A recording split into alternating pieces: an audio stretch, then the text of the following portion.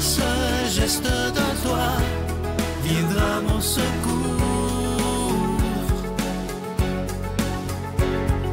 Viens semer dans mon âme le grain de l'amour. Je traverse un désert et je meurs de soif. Montre-moi le mystère qui garde la foi. Bon lundi, bienvenue à votre émission La Victoire de l'amour. J'espère que vous allez bien cette belle journée de la fin juillet. Comme vous remarquez, je suis à l'extérieur. Parce que je me disais dernièrement, il fait tellement beau cet été que je vais en profiter. Alors, jusqu'au 2 septembre, je serai à l'extérieur et c'est mon amie Hélène, qui était recherchiste avant chez nous, qui me prête son terrain. Je suis en dessous d'un beau pommier pour les prochaines chroniques.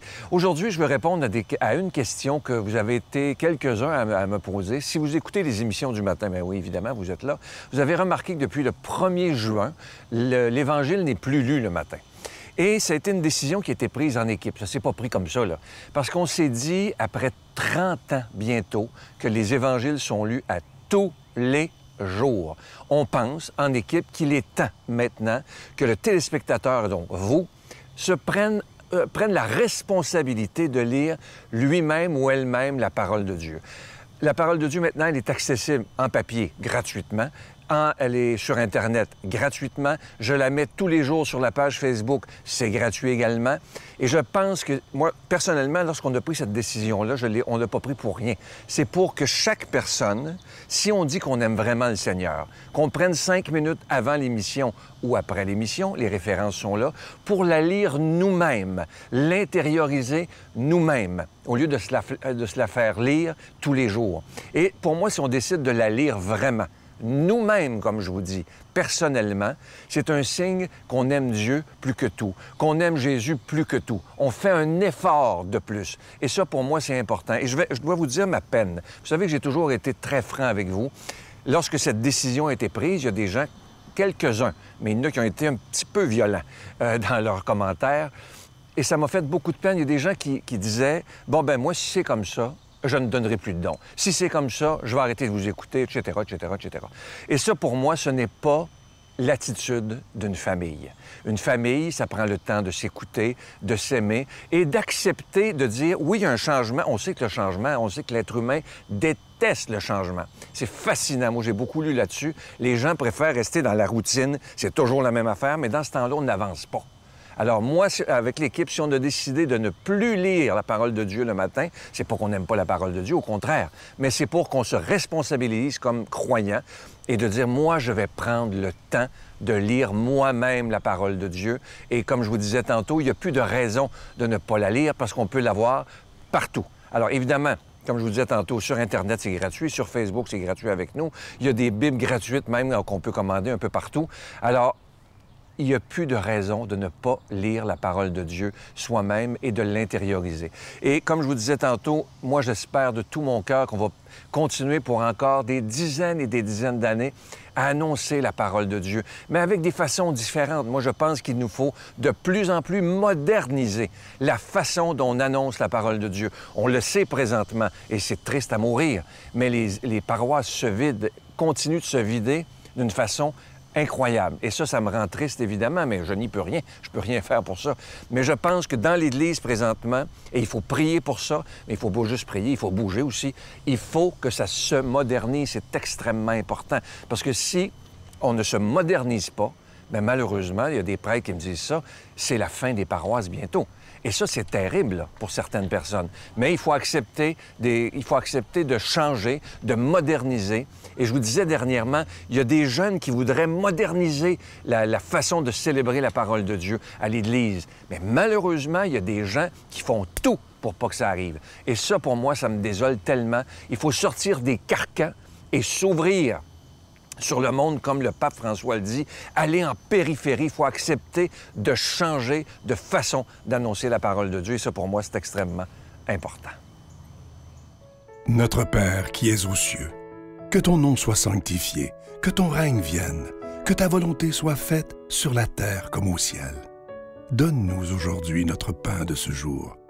pardonne-nous nos offenses, comme nous pardonnons aussi à ceux qui nous ont offensés.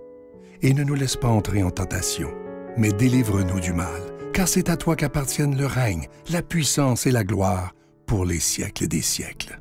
Amen. Je continuerai à croire, même si tout le monde perd espoir. Je continuerai à aimer, même si les autres parlent de haine. Je continuerai à construire, même si les autres détruisent. Je continuerai à parler de paix, même au milieu d'une guerre. Je dessinerai des sourires sur des visages en larmes et je tendrai les bras à ceux qui se sentent épuisés. Oui, je continuerai à croire. Je suis tellement content de vous parler de ce magnifique cadeau du mois. Je trouve qu'on est chanceux qu'il y ait eu le temps de le faire. Il s'agit d'un livre de quelqu'un qu'on aime tous beaucoup. Il fait les chroniques le jeudi matin. Je dois vous dire qu'il est très, très, très aimé. Et moi aussi, je l'aime beaucoup. D'ailleurs, je les écoute tous, évidemment. Il s'agit du nouveau livre de Martin Larocque qui s'intitule « À tous les victorieux, les victorieuses et ceux qui doutent encore ». Il commence toujours ses chroniques comme ça. On a décidé de mettre le titre. C'est un beau livre de chevet. Il y a un peu un résumé des chroniques qu'il a fait. Il a ajouté des choses. Et c'est un livre à laisser traîner parce que c'est facile à comprendre, c'est écrit en gros caractères et avant de se coucher, évidemment, c'est très bien, mais n'importe où, ce qui est bien de ce livre-là, comme il me l'expliquait, c'est que tu peux l'ouvrir n'importe où et tu vas trouver quelque chose pour toi. Alors, je vous rappelle le titre, « À tous les victorieux, les victorieuses et à tous ceux qui doutent encore ». Je vous rappelle que c'est avec un don de 25 $, et si vous en voulez deux, avec un don de 40 $, je vous donne l'adresse, la Victoire de l'Amour, case postale 120, succursale Boucherville à Boucherville, le J4B 5E6. Je vous la redonne, la Victoire de l'Amour, case postale 120, succursale Boucherville à Boucherville, le J4B 5E6. Également par téléphone, par carte de crédit du lundi au jeudi de 8h à 17h dans le 514-523-4433, 523-4433 ou sans frais le 1-888-811-9291, 1-888-811-9291 et aussi sur notre site Internet, je vous rappelle, qui est un moyen très sécuritaire, rapide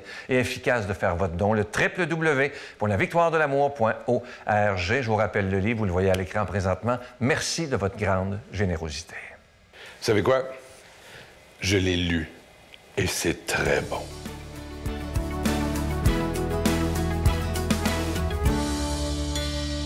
Mon Dieu, donnez-moi la sérénité d'accepter les choses que je ne peux changer, le courage de changer les choses que je peux et la sagesse d'en connaître la différence. Amen. Aujourd'hui, l'homélie est faite par quelqu'un qu'on apprécie beaucoup, le Père Gauthier.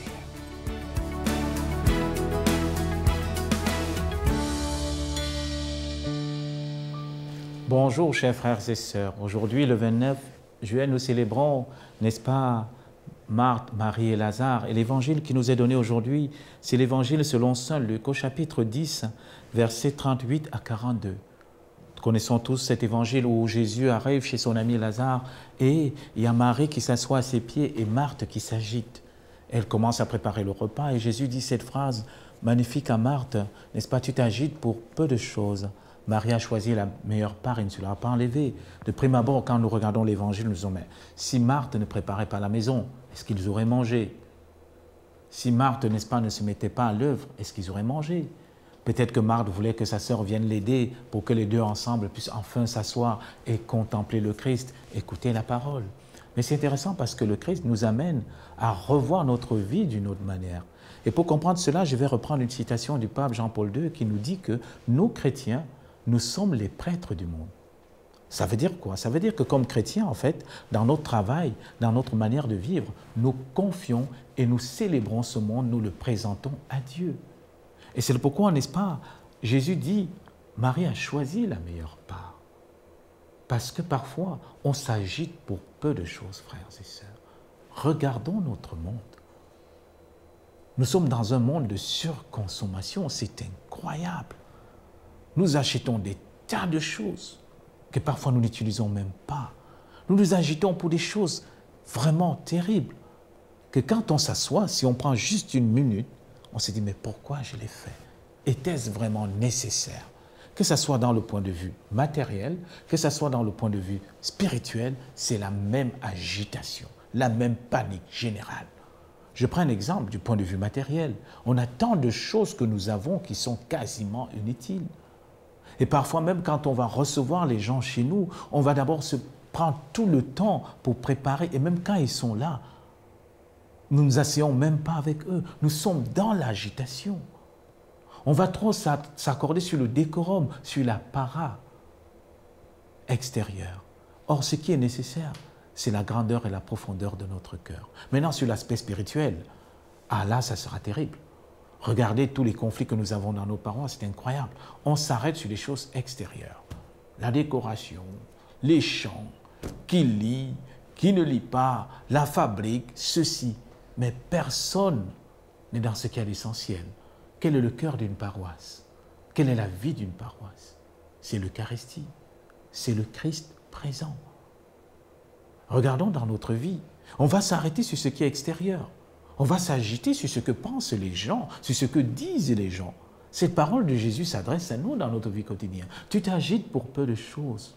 Mon fils, ma fille, pourquoi tu t'inquiètes sur ce que pensent les gens à ton égard, sur ce que vont dire les gens à ton égard? Pourquoi est-ce que ta vie est gâchée sur ce que va penser ton époux, ton épouse, tes frères et sœurs? Quelle est la vérité de ton cœur? C'est ça l'essentiel. C'est-à-dire, qu'est-ce que tu veux donner de mieux à ton cœur? Qui tu veux rencontrer de mieux? Voilà la vérité de notre cœur. Et c'est pourquoi Marie a choisi la meilleure part. Parce qu'à partir de cela, tout le reste va se greffer. Si le centre de mon cœur, c'est l'amour, si le centre de ma famille, c'est l'amour, alors je travaillerai par amour. Je prendrai le temps avec les miens par amour. Si le cœur de notre amitié, c'est l'amour, alors je ferai tout par amour. Et c'est ça qui est beau, frères et sœurs, parce que l'amour devient le moteur même de notre vie. Or, qui est l'amour? C'est Jésus-Christ. Dieu est amour. Et c'est pourquoi Marthe, elle s'agitait sur la périphérie. Mais elle n'a pas compris que plus elle serait ancrée en Jésus-Christ, plus son service aurait tout un autre sens. Et la preuve que son service n'était pas fait, excusez-moi le thème, dans l'amour, elle était aigrie contre sa sœur. Parce que son service était fait pour se valoriser peut-être, sans entrer dans les jugements. Mais parce que quand vous servez par amour, peu vous importe que les gens restent assis ou debout, vous le faites parce que vous les aimez et parce que vous aimez tout le monde. Alors demandons cette grâce aujourd'hui, frères et sœurs, cette grâce inestimable. Vous savez, la maison de Marthe, Marie et Lazare était ce lieu où le Christ allait se reposer. Que nos maisons deviennent ces lieux où ceux qui entrent et ceux qui sortent trouvent un véritable repos. Que tous ceux qui viennent chez nous ne ressortent jamais dans la tristesse. Et c'est la même chose pour nous, que tous ceux qui nous croisent dans la journée ne repartent jamais tristes, mais rentrent dans l'amour. Aujourd'hui, que le Seigneur vous bénisse, qu'il vous protège et vous garde, au nom du Père et du Fils et du Saint-Esprit. Amen. Je vous salue Marie, pleine de grâce. Le Seigneur est avec vous. Vous êtes bénie entre toutes les femmes, et Jésus, le fruit de vos entrailles, est béni. Sainte Marie, Mère de Dieu, priez pour nous pécheurs, maintenant et à l'heure de notre mort. Amen.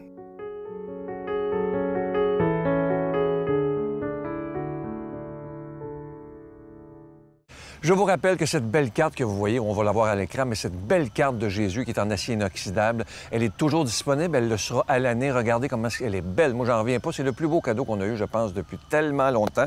C'est inscrit « Ne crains rien car je suis avec toi ». Et regardez le beau visage de Jésus qui est souriant. C'est absolument magnifique. Et je vous rappelle le nouveau cadeau du mois d'août, je vous l'annonce tout de suite. Absolument magnifique. C'est le nouveau livre de Martin Larocque. Et le titre, il commence toujours ses chroniques comme ça. À tous les victorieux, les victorieuses et à tous ceux qui doutent encore. Un livre absolument extraordinaire, écrit en gros caractères, facile à lire. C'est du Martin Larocque. Vous allez beaucoup l'aimer. Je vous souhaite une belle journée et je vous dis à bientôt. Bye. Martin Larocque, victime d'intimidation. Ça a été très difficile, l'école secondaire puis le cégep, parce que j'étais rejet.